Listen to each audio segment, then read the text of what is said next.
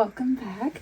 So today I want to do another kind of walkthrough through my Goodnotes Bible study notebook, but this one I'm just going to be sharing more tips and things I am doing as I'm using it. So I've been using it for a few weeks now, and so I just kind of want to share my personal journal, what it looks like, and just how to copy and paste templates, how to maybe copy and paste from some other apps, and how to maybe organize your chronological study, how to organize sermon notes, all that stuff. So just some like tips basically.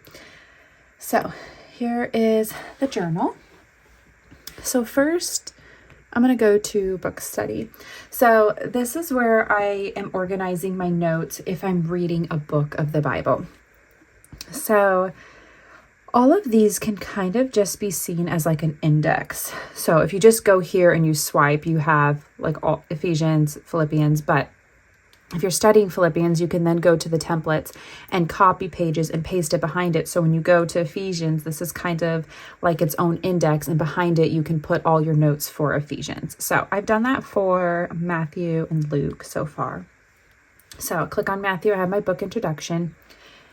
And the first thing I have is a word study. So this word study I did do in the word study section. And so that's kind of another cool thing is you can copy it and paste it from multiple places. So if you go on word study, this is the word study I did right here.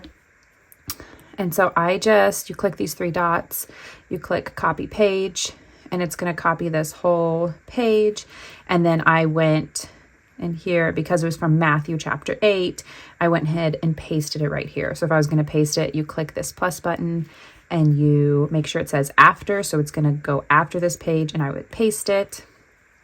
And now I have my word study. So I have Matthew, and then I have my word study. And then I have it again because I already had to add it. So I'm going to move that page to the trash.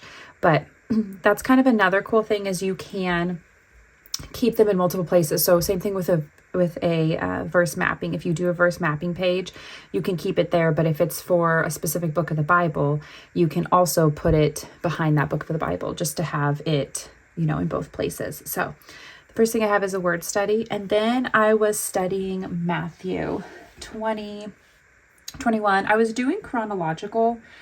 And so that's what I was doing. And now since continuing chronological, I did switch to the chronological study tab. So I'll kind of show you that too. But even if you're doing chronological, but you're going book by book, like doing Matthew 21, Matthew 20, 21, you can also do it behind here. So that's what I started doing. Okay, so you can see that I wrote my notes in here just with the pencil, and you can type to text, you can write, you can do whatever you want. So this is me writing it. All these here are actually me copying and pasting from an app. So rather than having to write down commentary twice, I use my app and I will just take it, highlight it, and just swipe it over. I usually do the split screen, and I'll show you how to do that. But that's what I do. So I just wrote some notes. I put some commentary over here. I did amplified version. And again, all of these stickers are available. If you just click on this button, it'll take you to stickers. And then I wrote a theme. And then I did Matthew 21. So for this section, I did decide to do it in chronological order. And you can kind of decide how you want to do that, because what that means is that if I'm studying Matthew 25 and I have all these notes, I am going to have to kind of swipe to find Matthew 25, if that makes sense. So when I did chronological, I think I might be doing it the same way for chronological, actually. I think in my prayer journal, I'm doing it more by date, where I just put the newest one first. So you can organize it whichever way you want. What that means is you can swipe and you can say, okay, here's my last page and I'm going to start a new page here. Or you could go backwards basically and start a new page here, if that makes sense. But here's Matthew 21. So same concept. I took notes. This is all commentary. And then I kind of took notes after it. I kind of wrote who he is. Matthew 21, this was about parenting. So I did that. I did a theme. And that's it for Matthew. I think I also did Luke. So let's go to Luke. So here's Luke 19. Again, just did commentary, wrote after commentary, did the amplified version, kind of bolded some stuff in text so it kind of stands out, like the important themes. So that's what my book study looks like. My reading tracker just looks like this because I'm reading chronologically. I just come in here and I highlight when I've read something, which I actually haven't done it lately, so I need to come in here and do that. And then for chronological study, I am mostly just using these pages. I'm kind of switching off between using these pages and the space pages. So the first one I have is Matthew 20. Again, took some notes. Oh, this is actually, yeah, I put this in here from, again, like you can copy and paste. So because I was reading chronologically, this is the same as the in the book study. I just copied it and put it right here. But then I did the space method, which is kind of cool, which is sin to confess, promises to claim, attitude to change, example to follow. And because I'm reading chronologically, it's kind of several different chapters. So I just read Matthew 21 and Mark 11 and John 12. And just as I'm doing it, I just kind of fill it in. So that is what that page looks like. Same thing with this one. I was reading Matthew 22, mostly Matthew 22. This one I added some commentary. Oh, it's been really fun for me as more in terms of like an artist is because it's all on my iPad. As I was doing this, I found this commentary, and then I ended up going to Procreate and being able to kind of take some of that commentary and like create some art. And then I could just put it right there too. So there's that page. And then I did this one yesterday. So I ended up going back to this page and just taking some notes about these parables, adding some commentary, and writing some notes basically. So that is what my chronological study page looks like. I haven't done anything in topical study yet. Oh, just kidding. I have. Okay, so this is what I did actually. So let's go back to Matthew. So remember in Matthew where I had that parenting section right here. This was about parenting, and I really loved this. It just talked about not breeding up our children in idleness. And then it had some cross references. So I ended up just taking this after I had studied it, and I just highlighted the whole thing. So this is what you would do. Again, I know some of you are super new to this, so I know some of you probably aren't, and you don't need this step-by-step process, but some of you are, so I do want to share. So I clicked on this little lasso tool, and you can just highlight all of this, and I just went like this, and I said copy, and then I came over here to the topical study. I decided to do this first one, and I pasted it. So if I was going to do it, I would just paste it, and it would paste right there, and I can move it to where I want it.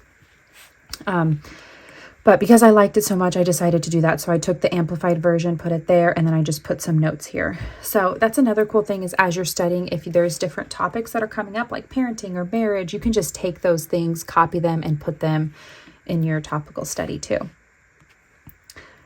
And then word study, I showed you, I had that ministered word. Verse mapping I have not done yet. Character study I haven't really done. I've really mostly just been doing chronological study, but I did start some sermon notes. So for my sermon notes, I am separating them by topic just because there's only 30 of these sections. And so rather than doing just 30, having 30 sermons and then kind of being done, I decided to do it by topic. So this one is on womanhood. This one will be marriage. But what you don't want to do is like if you go to womanhood and you swipe, this next page is going to be linked to the second tab, meaning this one. So what you want to make sure you're doing is if you are doing that, you are copying and pasting. So I'm going to go here to the template section, and I'm going to go to the sermon notes, and I'm going to copy this page, and then I'm going to go back to notes. I'm going to go to womanhood. So this is my first page, and I'm going to paste this page right after that page. So that way, when I come here, again, I go to the womanhood section. It'll have this page, and it'll also have this page. And I'll just keep pasting pages for anything about womanhood. And that way, when I also come back here and I click on marriage, it'll go to this page. So if that makes sense. So like your first page is almost like your index. And you could even, I might even put like this mother or this womanhood here up at the top. of that page so I know it is connected to that section. So that's what I would probably do for myself, is just stick that right there. And now I know when I come here that it's all going behind that section. So I'm also going to come to this page and do the same thing. That way, it's just very easy for me to tell that these two are behind that section. So that's how I'm personally doing my sermon notes. Podcast notes, I'm actually going to do the same thing. I just did the two main topics that I usually listen to, but I'll probably do like homeschooling, because I listen to a lot of homeschooling podcasts, and what else? Probably parenting. But that way, you know, as I take notes, if I'm ever looking back and I'm looking for that podcast that was on motherhood or, you know, marriage, I can just click that and I know any podcast behind that section will be on marriage. So that's really it for how I'm using it so far. You do have these blank sections, and so far, which I was so excited about, but I'm just like not sure what to put in there yet. But so far, I have my chronological study chronological reading plan of the New Testament. So I just put those right in there, and I'm keeping those there so that I can easily come back and reference them. But you can put honestly anything, like even if you're on Pinterest and you find some color code that you really love. Oh, I think that's what I was going to do. I was going to probably do like a color coding system in here. You know, I did that in my planner. Let me show you my planner real fast. So where did I put it? In my planner. Oh, there it is. So in my planner, I did this. I basically took my highlighting system, because sometimes I just forget.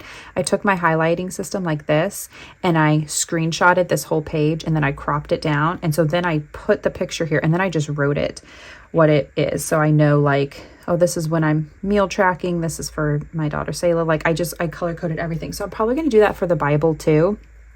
And then I'll probably put it, oh,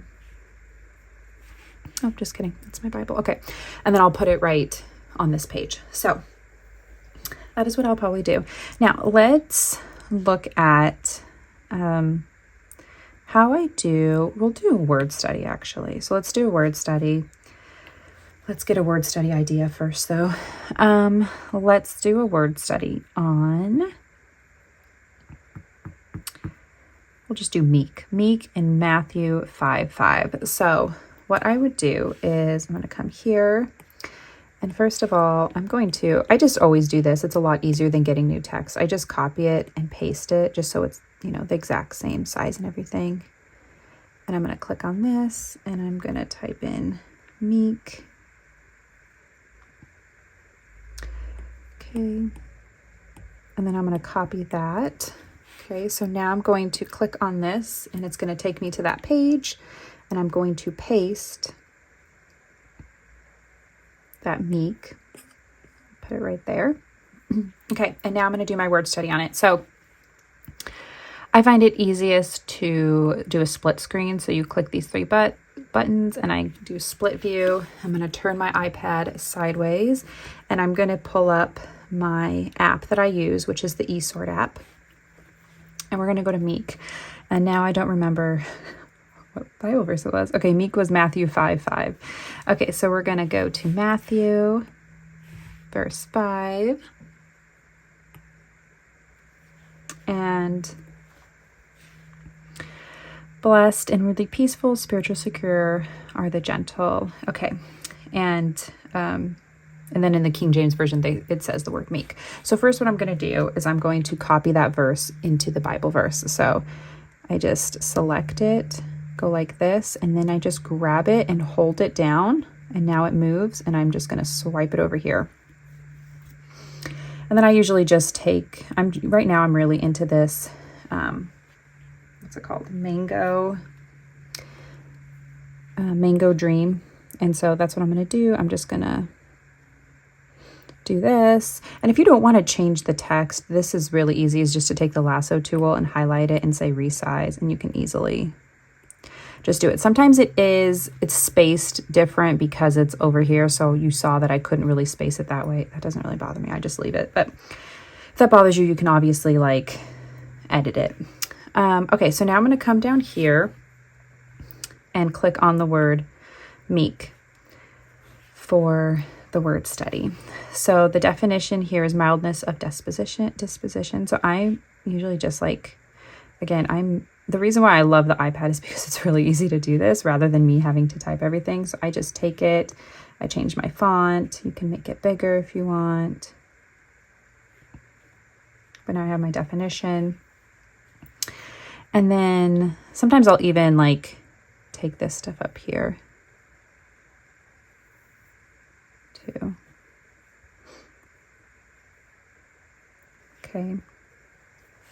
And then we know that the King James Version says meek. The Amplified Version says gentle, so it doesn't say meek. So again, I could just put the text here, or I can just write as well. So Amplified says gentle. Oops, that is some